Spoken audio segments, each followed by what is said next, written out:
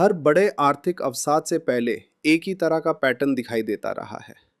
ना तो कोई अचानक गिरावट, ना ही कोई नाटकीय सुर्खी, बल्कि दबाव का एक शांत और धीरे धीरे बढ़ता जमाव, जिसे ज्यादातर लोग नजरअंदाज कर देते हैं क्योंकि रोजमर्रा की जिंदगी बाहर से सामान्य लगती रहती है। बढ़ता कर्ज, गहराती असमानता और स्थिरता का एक नाजुक एहसास जो स्थायी लगता है जब तक वह अचानक टूट ना जाए। और आज वही संकेत फिर से साफ चमक रहे हैं। इसका मतलब यह नहीं कि अवसाद निश्चित है, लेकिन इतिहास बताता है कि जब ये परिस्थितियां एक साथ आती हैं तो वित्तीय प्रणाली खतरनाक रूप से असुरक्षित हो जाती है। असली जोखिम किसी एक घटना में नहीं होता, बल्कि भरोसे के उस धीमे क्षरण में होता है जो सतह के नीचे बनता रहता है, ज्यादातर लोगों की नजरों से ओझल, जब तक कि वह टूटने की सीमा तक न पहुंच जाए। और यह समझने के लिए कि यह पल इतना जाना पहचाना क्यों लगता है, हमें उस आखिरी दौर की ओर लौटना होगा जब दुनिया ने इन्हीं चेतावनी संकेतों को नजरअंदाज किया था। यह जानने के लिए कि क्या हम इतिहास को दोहराने के खतरनाक करीब हैं, हमें उस पहले के युग को फिर से देखना होगा।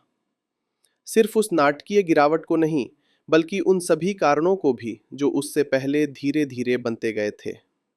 क्रेडिट का विस्तार, सट्टेबाजी, असमानता, राजनीतिक गलतियां, वे सभी ताकतें जो साल दर साल चुपचाप जमा होती रहीं, जब तक कि व्यवस्था अपने ही बोझ को संभालने में असमर्थ नहीं हो गई। और इस तुलना को और भी बेचैन करने वाली बात यह है कि जिन रुझानों ने महामंदी की जमीन तैयार की थी, वे आज फिर लौटते हुए दिखते हैं। फर्क बस इतना है कि इस बार वे और भी बड़े, तेज और आपस में कहीं ज्यादा जुड़े हुए हैं। 1920 के दशक के आखिर में संयुक्त राज्य अमेरिका उस दौर से गुजर रहा था जिसे कई लोग अजेय समृद्धि मानते थे।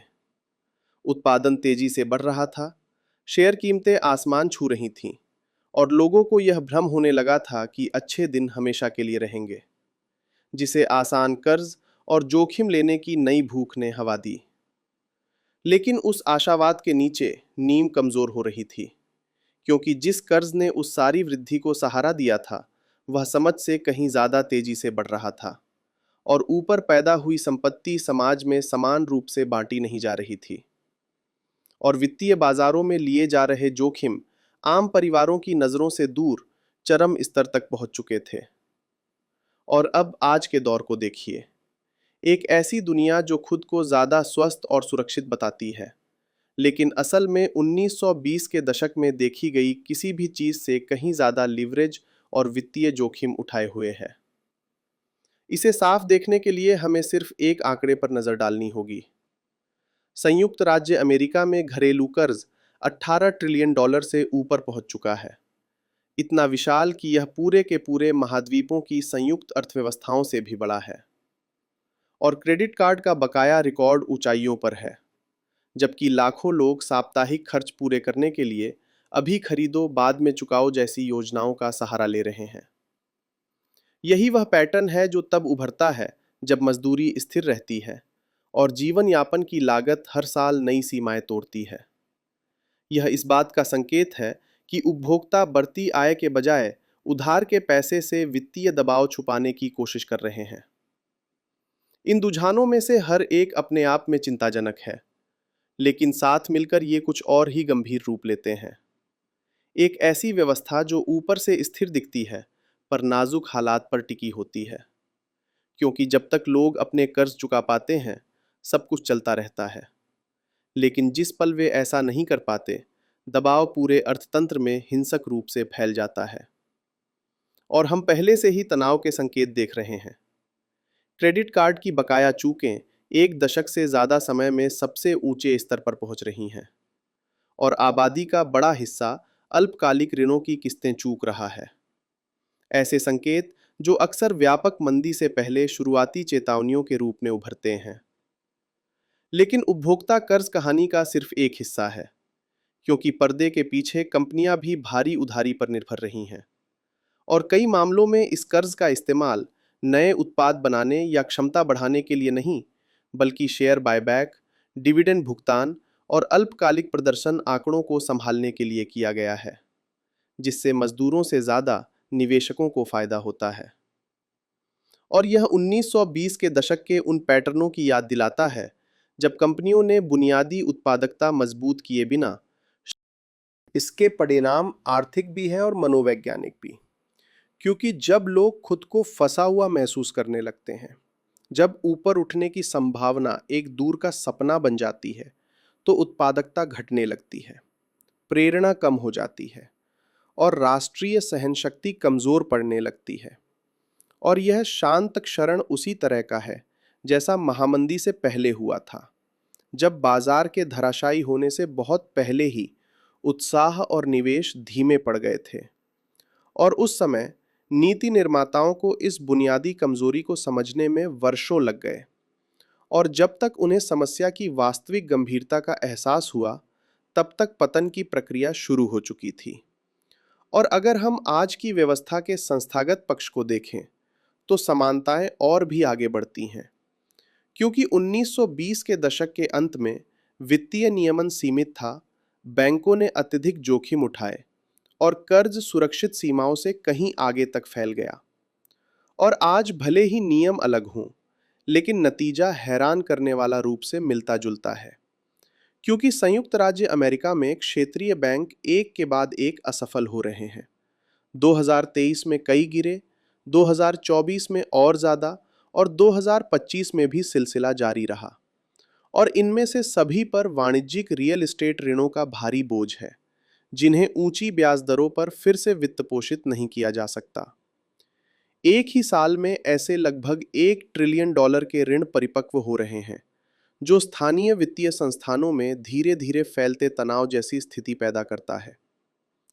आधुनिक युग को और भी अधिक असुरक्षित बनाने वाली बात यह है कि देशों, आपूर्ति श्रृंखलाओं, पूंजी बाजारों और वैश्विक संस्थानों के बीच गहरा आपसी जुड़ाव है। क्योंकि 1920 के दशक में जब संयुक्त राज्य अमेरिका ढह गया था, तब झटका व्यापार मार्गों और ऋण समझौतों के जरिए अटलांटिक पार फैलता था। लेकिन आज जब कोई बड़ी अर्थव्यवस्था डगमगाती है, तो वह लगभग तुरंत पूरी दुनिया को हिला सकती है। और अब देशों को एक दूसरे से अलग रखने का कोई सरल तंत्र नहीं बचा है। इसका मतलब यह है कि किसी एक बड़े क्षेत्र में संकट कहीं और भी श्रृंखलाबद्ध प्रतिक्रिया पैदा कर सकता है। और फिर आता है सरकारी कर्ज, एक ऐसा आयाम जो एक सदी पहले इसी पैमाने पर शायद ही मौजूद था। क्योंकि अब संयुक्त राज्य अमेरिका पर $34 ट्रिलियन से अधिक का सार्वजनिक ऋण है, और केवल ब्याज भुगतान ही सालाना लगभग $1 ट्रिलियन तक पहुंच रहे हैं। एक ऐसा बोझ जो गंभीर मंदी आने पर नीति निर्माताओं की प्रभावी प्रतिक्रिया की क्षमता को सीमित कर देता है।